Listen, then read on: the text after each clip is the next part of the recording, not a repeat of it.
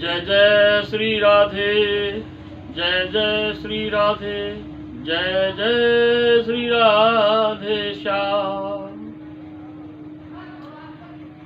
प्रिय सभी सनातन धर्म प्रेमियों को स्वामी महेशानंद सरस्वती का कीर्ति सुधा चैनल के माध्यम से बहुत बहुत प्रणाम। जय जय श्री राधे। आप सब सकुशल होंगे, सब परिवार कुशल होंगे। मित्रों, कई दिन से मेरे को एक वीडियो बनाने की इच्छा हो रही थी, तो आज मुझे समय मिल गया। मैं इस वीडियो के माध्यम से आपको ये समझाना चाहता हूँ, मनुष्य जीवन का मतलब क्या है। मनुष्य का जीवन हमको क्यों प्राप्त हुआ है। जीवन तो पशुओं में भी है, पक्षियों में भी है, पेड़ पौधों के अंदर भी है, छोटे छोटे कीट पतंगों के अंदर भी है। लेकिन मनुष्य श्रेष्ठ क्यों है?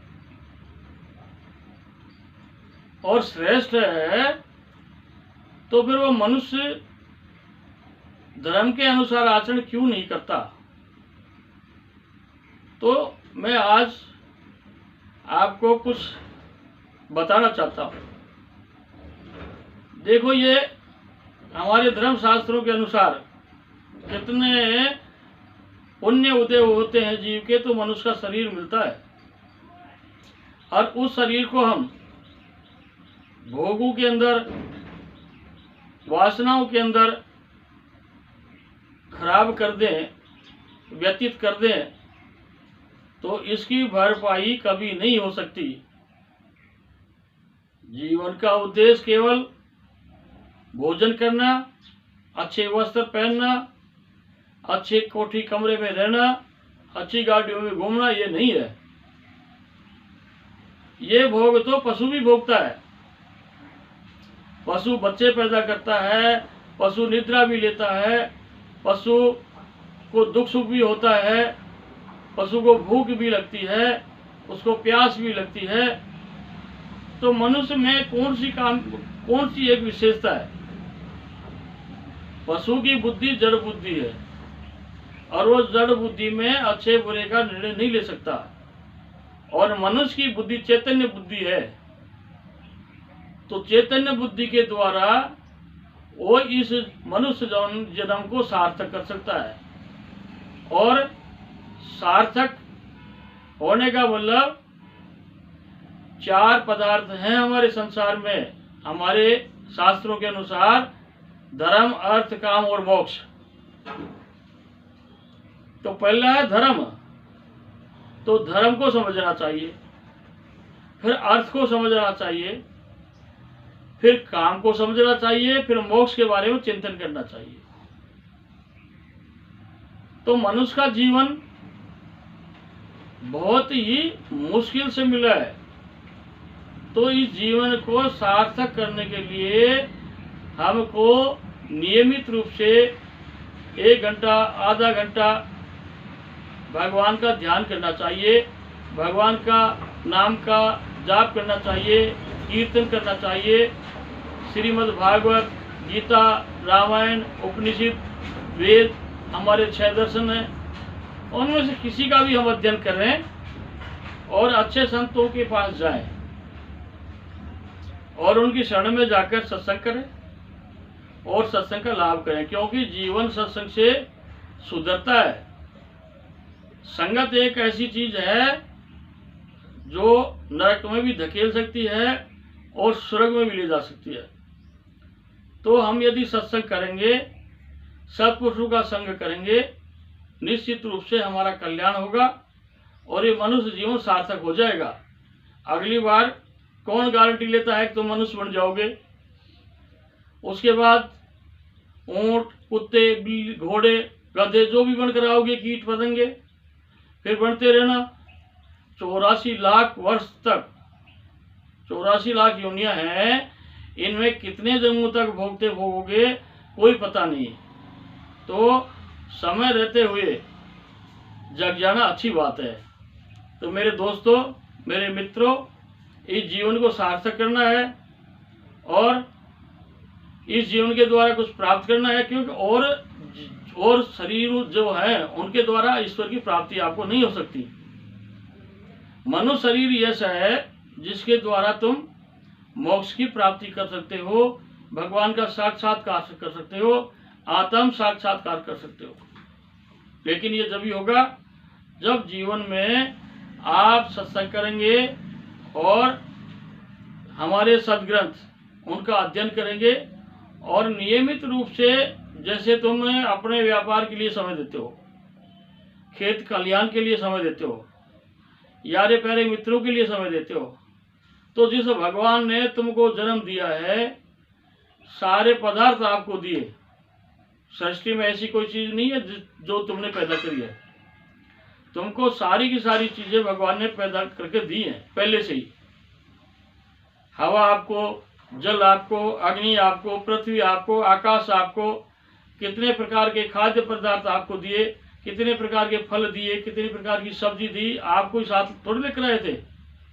आप तो जब माँ के गर्भ में थे तो ईश्वर इतना दयालु है, अगर माँ के स्तनों में पहले ही दूध पैदा कर दिया, तो तुम ईश्वर के भरोसे जिंदा रहो। तुम इसलिए डूब जाते हो, तुम्हारे अशुद्ध अहंकार के कारण। अब जो ये कर रहा हूं मैं कर रहा हूं, ये अशुद्ध अहंकार के लक्षण है।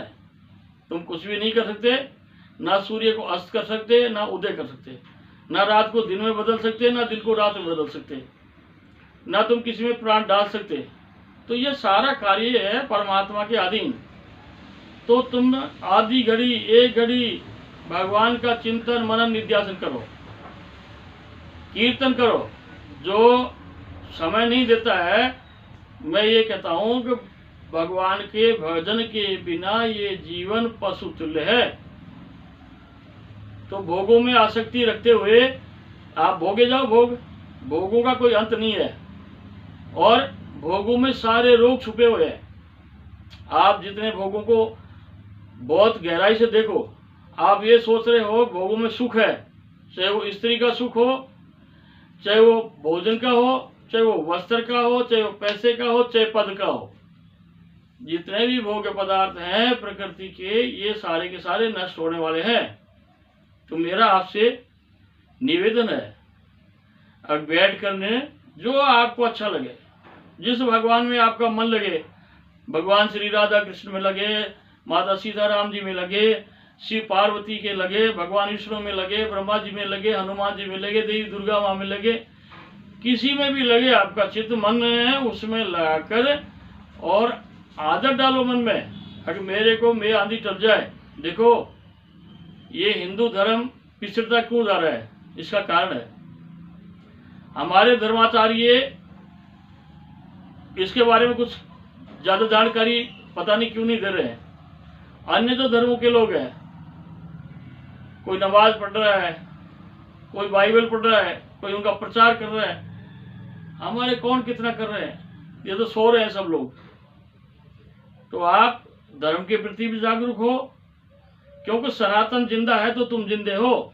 सनातन तुम्हारा मूल है और तुम भूलते जा रहे हो इस धर्म को, तो ये भी बहुत बड़ी आपकी क्षति होगी। तो मेरा आज इस वीडियो के माध्यम से आपको इतना ही। भगवान का नाम कीर्तन करो, हरे राम राम राम हरे हरे, हरे कृष्ण कृष्ण कृष्ण हरे हरे। ओम नमः शिवाय, ओम नमो भगवते वासुदेवाय, ओम क्लीम कृष्ण क्लीम, जो भी आपको अच्छा लगे। श्री राम जय जय राम। चलते फिरते सोते उठते नहाते धोते खाते पीते भगवान का चिंतन करो, सुमरण करो और कम से कम 3 बार भगवान का धन्यवाद तो करो। अगे ईश्वर आपने मनुष्य का शरीर दिया है, हम इसके लिए आपको बार बार धन्यवाद देते हैं। हम धन्यवाद तो जानते ही नहीं है, खाए पिए सो गए, भाग गए, दौड़ गए, इधर गए उधर गए, सारा दिन जो है ना पागल की तरह से कामनाओं में लगे रहते हैं, ये हो जाए वो हो जाए। ये तो पूर्ति कभी नहीं हो सकती। जीवन सार्थक तभी है तब आप एक तो सोम के लिए जियो और एक ईश्वर का चिंतन करो, ईश्वर का मनन करो और फिर निध्यासन करो, तो आपको निश्चित रूप से धर्म भी मिलेगा, काम भी आपका सार्थक हुआ, अर्थ भी आपका सार्थक हुआ और अंत में आपको मोक्ष की प्राप्ति होगी। इसी के साथ जय जय श्री राधे, जय जय श्री राधे, जय जय श्री राधे। इस चैनल को लाइक करना, ज़्यादा से ज़्यादा शेयर करें और मैं आप सबको उन्हें एक बार नमस्कार करता हूँ। जय हिंद, जय भारत जी।